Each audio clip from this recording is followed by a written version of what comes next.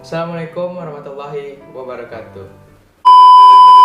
Sebelum kita mulai, tekan dulu tombol subscribe guys. 1, 2, 3, action! Kenalkan, nama saya Muhammad Rayhan Adiaksa.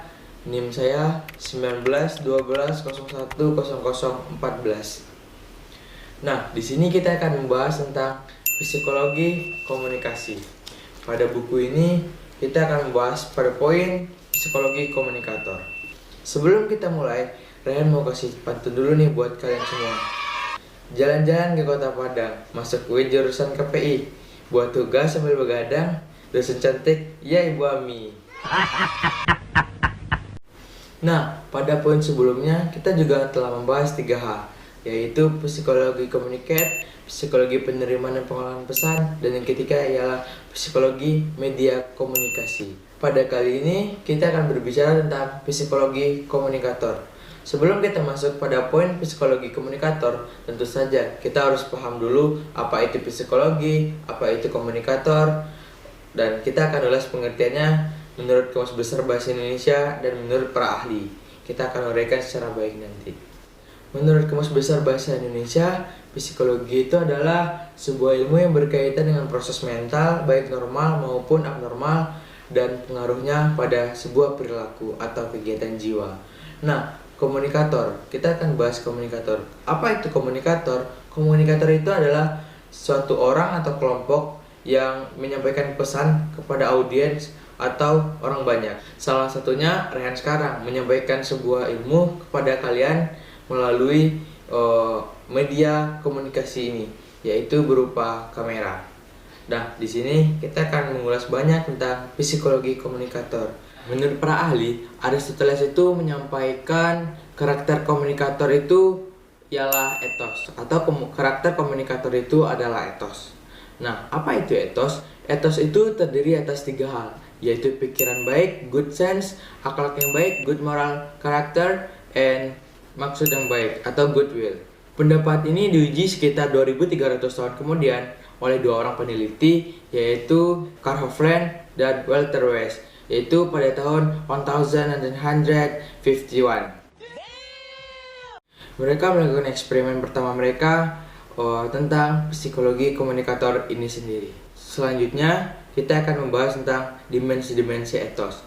Faktor-faktor yang mempengaruhi efektivitas komunikator itu terdiri atas 3 hal. Yang pertama itu kredibilitas, atraksi, dan yang ketiga ialah kekuasaan. Dan menurut seorang ahli yang bernama Herbert C. Kalman, pada tahun 1975, beliau mengatakan pengaruh komunikasi kita kepada orang lain itu terbagi atas 3 hal.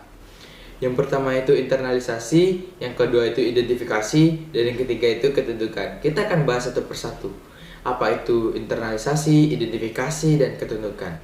Internalisasi itu terjadi apabila orang menerima pengaruh karena perilaku yang diajarkannya itu sesuai dengan sistem dan nilai yang dimilikinya. Salah satu contohnya itu ketika kita menerima masukan, ketika kita menerima gagasan, atau hal-hal positif yang diberikan orang kepada diri kita, dan itu sesuai dengan pendapat kita gitu. Dan juga berguna untuk memecahkan sebuah masalah. Identifikasi itu terjadi apabila seseorang individu itu mencontoh perilaku dari orang lain atau kelompok, dan perilaku itu sangat memuaskan. Dan yang terakhir ialah ketundukan. Ketundukan itu terjadi apabila seseorang individu menerima pengaruh dari orang atau orang lain dan mengharapkan reaksi yang menyenangkan dari orang lain tersebut. Selanjutnya kita akan membahas tentang faktor-faktor efektivitas komunikator. Yang pertama itu kredibilitas. Kredibilitas itu adalah sebuah persepsi komunikat terhadap sifat-sifat komunikator. Nah, definisi ini dibagi atas 2 hal. Yang pertama itu adalah kredibilitas adalah persepsi komunikat, yaitu tidak mewarisi dalam diri komunikator itu sendiri. Dan yang kedua itu adalah kredibilitas berkenaan pada diri komunikator. Nah, selanjutnya kita akan bahas pada komponen-komponen komunikator itu sendiri. Kredibilitas itu sebuah persepsi. Kredibilitas itu berubah bergantung kepada persepsi komunikat, tergantung kepada topik bahasan dan situasinya. Kita mungkin memiliki kredibilitas yang baik di depan teman-teman kita, di depan sahabat-sahabat kita, namun tidak di depan rektor. Dan sekali lagi, kredibilitas itu tidak terletak pada diri komunikator, namun terletak pada pandangan atau persepsi komunikat itu sendiri. Selanjutnya kita tentu akan membahas tentang komponen kredibilitas itu sendiri. Nah, ada dua pada komponen ini. Yang pertama itu ada keahlian dan yang kedua itu ada kepercayaan. Kenapa keahlian termasuk kepada komponen-komponen komunikator itu sendiri? Nah, kita akan jawab. Ketika seorang komunikator itu berbicara di depan umum, audiens atau komunikat akan menilai apakah komunikator ini bisa berbicara sesuai dengan topik yang akan dibahas. Nah, komunikator ini akan diberikan rating tinggi ketika beliau memiliki skill, ahli, tahu ilmu semuanya, dan sebaliknya akan diberikan rating rendah ketika dia tidak sesuai keahliannya tentang apa yang dibicarakannya. Salah satunya dia tidak pintar, dia bingung, ataupun apa yang dia sampaikan tidak sesuai dengan keahlian yang ia sebutkan sebelumnya. Yang kedua, yaitu kepercayaan. Kenapa kepercayaan itu bisa masuk kepada komponen kredibilitas? Nah, kita akan jawab di bawah. Pada poin kepercayaan ini, kita bisa tahu apakah komunikator itu jujur, ahli, sabar, pintar, dan lain-lain. Atau sebaliknya, beliau tidak jujur, tidak pintar, tidak ahli, dan sebagainya. Kita bisa tahu, tergantung kepercayaan kita kepadanya. Dan seorang ahli yaitu Aristoteles mengatakan good moral character, yaitu akhlak yang baik. Dan ahli yang kedua itu Quintilianus, yaitu beliau menuliskan tentang a good man speak well, yaitu orang berbicara baik. Sekarang kita akan membahas tentang poin B, yaitu atraksi.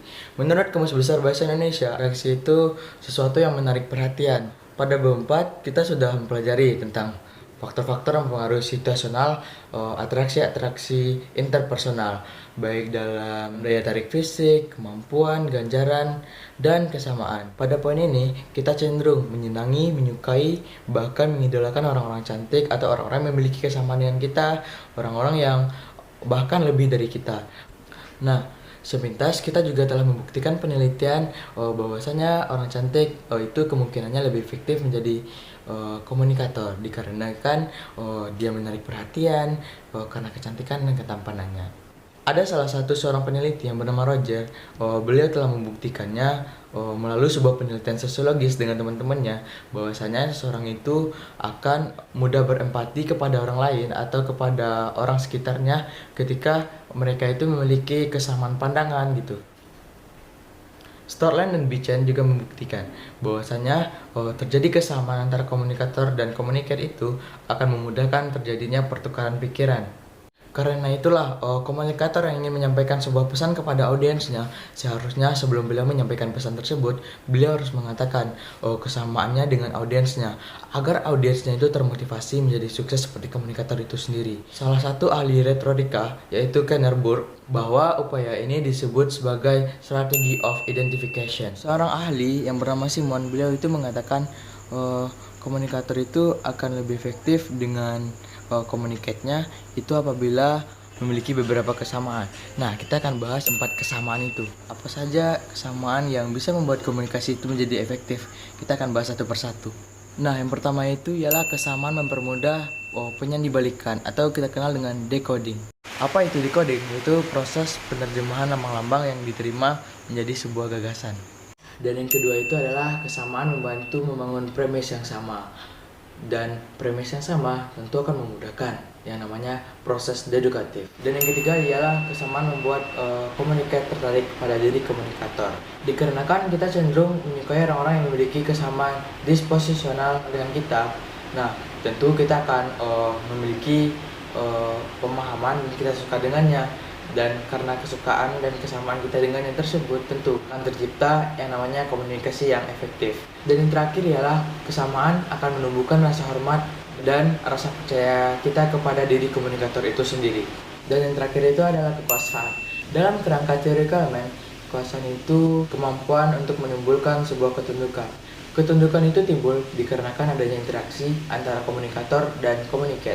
Dan kekuasaan itu sendiri dapat menyebabkan seorang komunikator dapat memaksakan kehendaknya dikarenakan ia memiliki budaya yang sangat penting. Ada beberapa jenis kekuasaan menurut Raven, yaitu dia sampaikan pada tahun 1974 dan kita akan bahas di sini. Yang pertama itu ada kekuasaan koersif, kedua itu ada kekuasaan keahlian, ketiga itu ada kekuasaan informasional, dan yang keempat itu ada kekuasaan rujukan, dan yang terakhir ialah ada kekuasaan legal. Kita akan bahas tentang kekuasaan koersif. Apa itu kekuasaan koersif? Yaitu kekuatan koersif itu adalah menunjukkan kemampuan komunikator untuk mendatangkan sebuah ganjaran atau hukuman. Nah, salah satu contohnya itu ketika seorang dosen memerintahkan kepada mahasiswanya untuk membuat tugas. Nah, deadline-nya itu dikumpulkan pada hari ini, contohnya hari Jumat.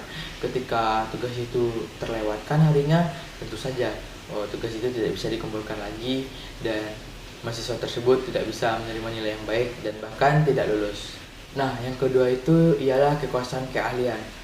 Itu berasal dari sebuah keterampilan, pengalaman, dan sebuah keahlian yang dimiliki oleh seorang komunikator itu sendiri. Salah satu contohnya yaitu seorang dosen yang memiliki kekuasaan keahlian yang meminta mahasiswanya untuk menjelaskan sebuah teori atau menafsirkan sebuah teori yang sesuai dengan pendapatnya. Dan yang ketiga itu adalah kekuasaan informasional. Apa itu kekuasaan informasional? Kekuasaan informasional itu berasal dari isi komunikasi tertentu dan pengetahuan baru yang dimiliki oleh seorang komunikator. Salah satu contohnya itu seorang ahli IT atau ahli komputer yang menyarankan pada satu perusahaan agar membeli produk yang ini agar sesuai dengan kebutuhan perusahaan tersebut. Nah, itu dikarenakan ahli tersebut paham atau memiliki kekuasaan informasional. Dan yang keempat ini adalah kekuasaan rujukan. Apa yang dimaksud dengan kekuasaan rujukan? Nah, ini menarik nih. Salah satu contohnya itu Nabi yang memiliki teladan yang baik dan itu dicontoh oleh komunikat atau audien atau orang yang melihatnya khususnya agama Islam. Maksudnya ialah menjadikan komunikator itu menjadi sebuah rujukan untuk menilai dirinya sendiri gitu. Dan komunikator ini sah dikatakan memiliki kekuasaan rujukan apabila ia berhasil menanamkan sebuah hal positif kepada audiens atau komunikatnya dan komunikatnya itu bisa meniru sepenuhnya. Dan itu salah satu contohnya seperti tadi yaitu Nabi yang bisa mencontohkan sifat-sifat baiknya dan ditiru oleh umatnya gitu. Dan yang terakhir itu ialah kekuasaan legal. Apa yang dimaksud dengan kekuasaan legal yaitu seperangkat aturan atau norma yang dilakukan oleh seorang komunikator dan beliau berwenang sekali terhadap sebuah kekuasaan legal tersebut dan beliau berwenang untuk melakukan sebuah tindakan. Salah satu contohnya itu ialah kiai di pesantren yang memiliki wewenang terhadap santri-santri di pesantren tersebut dan seorang rektor yang memiliki wewenang terhadap dosen apabila tidak sesuai dengan hal-hal yang diinginkan oleh rektor tersebut. Baik, sekian yang dapat Rian sampaikan pada diskusi pertemuan tentang psikologi komunikator ini. Apabila ada kesalahan mohon dimaafkan. Wabillahi taufiq wal hidayah. Assalamualaikum warahmatullahi wabarakatuh.